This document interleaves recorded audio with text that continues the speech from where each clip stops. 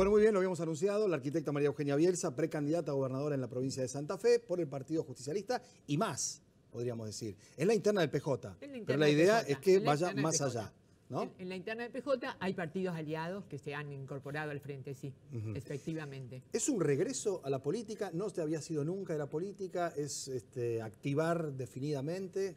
Mira, a mí me parece que hay algo que es importante que uno pueda aclarar y te agradezco la pregunta.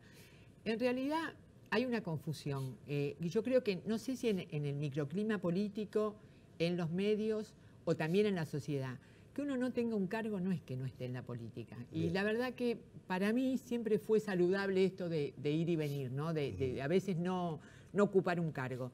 Y me parece que eso es muy sanador para la política, porque te vincula nuevamente con la vida cotidiana. A veces la política te pone en un microclima donde vos crees que pasan las cosas que pasan allí dentro. Y en realidad hay un mundo afuera que está padeciendo a veces las consecuencias que se están tomando allá adentro. En ese tiempo, en ese lapso, ¿no?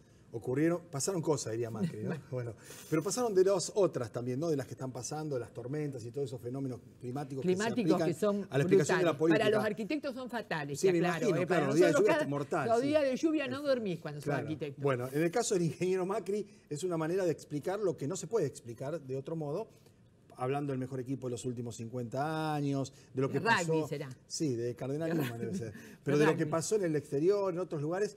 Hoy el presidente hace un discurso, el último, en este periodo, no sé si tendrá un segundo periodo, en el que hay solamente presente 4 gobernadores. Larreta y Vidal, que son como el Paje y el Camerlengo, es decir, no podían no estar el gobernador la gobernadora de Buenos Aires y el jefe de la Ciudad Autónoma de Buenos Aires. Y el otro es Morales, ¿no? Debe ser el gobernador más cuestionado por el tema de Jujuy, Milagro Sala y todo eso.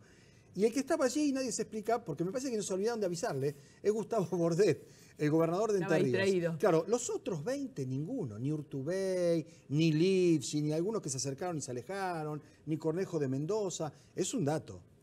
Y es un dato importante, y es un dato del cual el presidente debería tomar nota, me parece.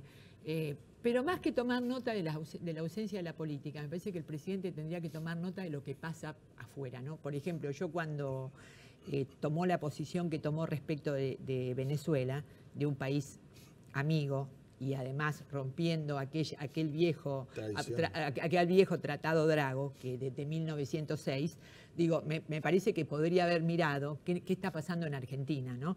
Y tiene mucho de qué ocuparse. Y creo que lo que no está mirando, está en un microclima en donde no está mirando qué nos pasa a los argentinos y qué nos pasa a los santafesinos en particular. Digo, su llegada los otros días a Rosario, en un club que está en una situación... Sí, Río Negro. Río Yo Negro. lo conozco, jugaba la pelota ahí, ¿no? Y conozco al presidente porque era compañero nuestro en la radio. Dice, si hubiéramos sabido que venía el presidente, bienvenido. Hubiéramos podido hablar con él, claro, hubiéramos podido hablar con él. Digamos, ¿no? Llegó, fue a ver una persona, quiero decir, no está en contacto con la gente, no sabe lo que pasa. Me parece que está encerrado en un microclima que le dicen que está pasando otra cosa diferente a la que pasa en la realidad.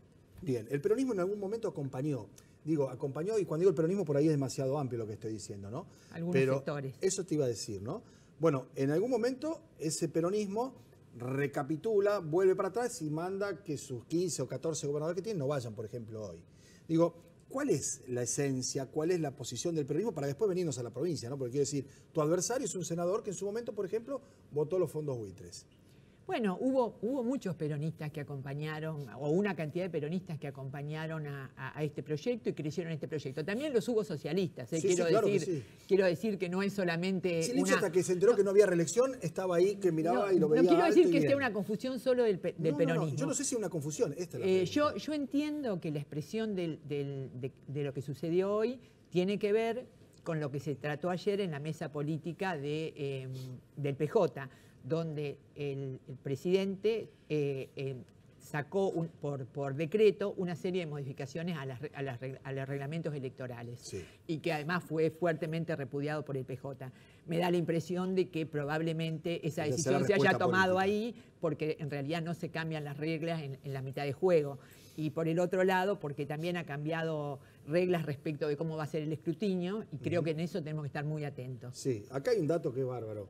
Cuando uno sigue las elecciones, yo de tantas que me ha tocado trabajarlas, yo veía siempre, por curiosidad, el telegrama de la mesa donde yo había votado. Voto en Barrio Chesorto. A ver cómo había salido. Perdía siempre casi, ¿no? Pero al margen de eso... No te quiero preguntar a quién votaba. Mientras haya un telegrama y fiscales que firmen eso y se mande el telegrama, es muy difícil meter y cargar distinto el software, que es lo que dice Ariel Garbars, un experto en seguridad informática, que es lo que se podría llegar a intentar si se hace ese cambio de jugadas, ¿no? Es muy triste que tengamos que estar hablando de esto a esta altura. Sin embargo... Es muy triste que las empresas que se estén contratando sean extranjeras y no nacionales. Eso te iba a decir. Sin embargo, no hay una ley que proteja eso, por ejemplo, ¿no? La verdad que estemos pensando en contratar una empresa inglesa es muy triste. Es muy preocupante. María Eugenia, hasta último momento, porque hemos conversado horas previas y días antes del cierre de lista, vos me decías, vamos a ver si conseguimos la unidad, vamos a intentar conseguir la unidad. No se consiguió esa unidad, se oficializaron 2 candidaturas a gobernador y múltiples listas de diputados, distintas variantes para senadores y demás. ¿Cuál es la diferencia básica, sustancial, que hoy que te está mirando alguien que es peronista o que no es peronista, que tiene que definir su voto con Perotti? Y le pongo nombre y apellido porque es el otro candidato, ¿no? No hay vuelta claramente. Acá. Llegar con una lista de unidad nos hubiera permitido, yo hoy leía un artículo del diario en donde está claro que la suma de los candidatos peronistas es más competitiva que digamos, lo que mide el candidato del socialismo y lo que mide el candidato de Cambiemos. Creo que esa suma a veces, y nos ha pasado otras veces, finalmente no se sostiene en la general. Y en la general el peronismo sale segundo o sale tercero según las oportunidades. Creo que hubiéramos podido lograr una lista de unidad, discutiendo cuáles eran los grandes consensos y además hubiéramos podido incorporar, si no hubiéramos ido a una interna, hubiéramos podido incorporar otros sectores que a mí me parecen muy valiosos, de centro izquierda y de centro derecha, que claramente no estaban dispuestos a entrar dentro de una interna del peronismo sin tener alguna garantía de cómo esa interna iba a resultar. Además, yo creo que es un momento para escuchar a la ciudadanía, no es un momento para que la política discuta entre sí.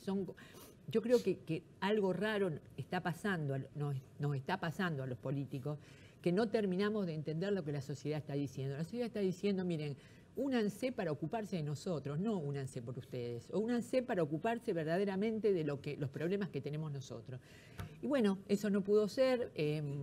Omar pensaba que yo debía ser candidata a intendente de Rosario, precandidata a intendente de Rosario. Yo creo que en Rosario hay 2 muy buenos candidatos, Roberto Zuckerman y Juan Monteverde. Ellos ya vienen consolidando una relación y además había la posibilidad de una interna entre ambos que estuvo muy cerca de concretarse. Ellos ya vienen consolidando una relación con la ciudadanía rosarina. Si hubiera sido una caída así en paracaídas. Me parece que no tiene ningún sentido, pero fundamentalmente lo que quiero decir es que hay algo mucho más estructural que eso. Y lo dice todos los días la intendenta Fein. Los problemas de Rosario, que son 2 y fundamentales, uno es el desarrollo y la creación de empleo, y el otro es la seguridad y los temas vinculados al delito y al narcotráfico, no se resuelven con políticas locales. Ella muchas veces ha planteado su imposibilidad de resolver y eso los problemas. Que tiene la referencia de un partido, de un gobernador de su propio gobierno, y no lo pudo resolver. Sí, claro. No creo que los problemas de Rosario se resuelvan desde la Intendencia de Rosario. Me parece que los problemas de Rosario se resuelven desde las políticas provinciales. Esta es una primera charla, pero un par de definiciones sobre la provincia, ¿no? Porque además esto los distrae a ustedes, los peronistas, de hablar de lo que efectivamente es el proyecto, el programa o lo que ha llevado adelante el socialismo en los últimos 12 años. No nos va a distraer porque a nosotros no, porque le vamos a hablar a la gente. El banco ya te manifestaste, por ejemplo, con el tema del agente financiero y demás. Otro lugar que ha sido de vaivenes, porque me acuerdo que Reutemann la quería privatizar y Obey con el Jali la retenían en el Estado. Aparecía Baltusi después cuando volvía Reutemann y la quería vender y volvía otra vez el Jali y decía la EP no. ¿Qué hay, por ejemplo, para la EP en Santa Fe? Yo pienso que tenemos la suerte de que tanto ASA, que se reestatizó, como la EP sean empresas del Estado. Ahora, ¿qué desgracia tenemos? Que aumentaron lo mismo, que aumentaron... Los otros días estaba viendo un trabajo de una persona que yo respeto mucho, Muñoz, respecto del aumento que han tenido las tarifas entre el año 16 y el año 19, que son de empresas del Estado. Sí. Y voy a contar una anécdota que me parece muy expresiva. Estuve con un empresario de acá de Rosario que trabaja muy bien, le va muy bien, la empresa es exitosa, pero me decía lo siguiente: el mismo tipo de producción y el mismo tipo de volumen de lo que nosotros hacemos acá, hecho en Buenos Aires, es mucho más competitivo. Y yo le digo, ¿y ustedes qué necesitarían? Necesitaríamos que poder ser competitivos y que los servicios de Santa Fe no sean tan caros como nos están resultando. Pero es una decisión política. Es una decisión política que además la hemos tomado en el periodo 2003-2007. De hecho, BEI tomó, no me arrogo esa decisión, la tomó el gobernador, pero de hecho BEI tuvo tarifas subsidiadas para las empresas. Bueno, el tema de seguridad es sustancial. Sustancial. ¿De qué manera estructuralmente? Porque uno dice con policía honesta, con más policía, yo no sé si con más policía, tal vez con mejor policía, ¿no? Y presumo, y esta es una opinión y no quiero condicionar ni mucho menos, con corregir el contexto además, ¿no? No solo meter las canas en todos lados. Creo que no es solo endurecer, digamos, que no es endurecer. Sí, o bajarle la imputabilidad o todas esas cosas. Tiene que ver con la buena policía, con que se trace una línea roja entre el poder político y la mala policía. Bien. Y que por el otro lado tengamos una política de prevención que no tenemos. Digo, hoy claramente cuando alguien viene, alguna madre viene a pedirte una ayuda para poder internar a su hijo, la provincia no tiene un lugar, termina mandándolo al Agudo Ávila. Claro. Y en el Agudo Ávila si tiene un problema, allí se empeora, porque en realidad no tiene un problema de salud mental, tiene un problema de adicciones. Y en realidad las adicciones no son un problema solo vinculado a la droga. Todos tenemos algún problema de adicción, hasta la tecnología, hablábamos recién, ¿no? Hablábamos recién de la tecnología. Creo que hay que trabajar fuertemente sobre la prevención, que hay que trabajar fuertemente sobre las personas que han caído en el consumo de droga, y hay que trabajar fuertemente sobre una mejor policía que no traspase su relación con los ámbitos delictivos. Y esto ha pasado, digo, sí. Te puedo dar, no sé si tengo tiempo, puedo dar otro ejemplo. Cuando nosotros votamos la Ley de Emergencia en Seguridad en el año 2012, la ley salió del Senado y de diputados con un artículo que decía, artículo 2, decía que no podrían ser designados como jefes de policía o como responsables de la policía aquellos que estuvieran investigados por enriquecimiento ilícito.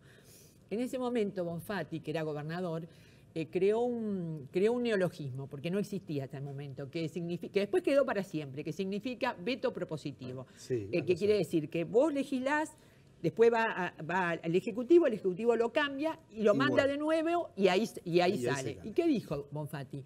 Podrán ser designados en cargos de responsabilidad máxima de la fuerza aquellos que estén investigados por enriquecimiento ilícito. Eso es un mensaje, claramente es un mensaje. Entonces, leamos este mensaje y sobre esos mensajes tenemos que trabajar.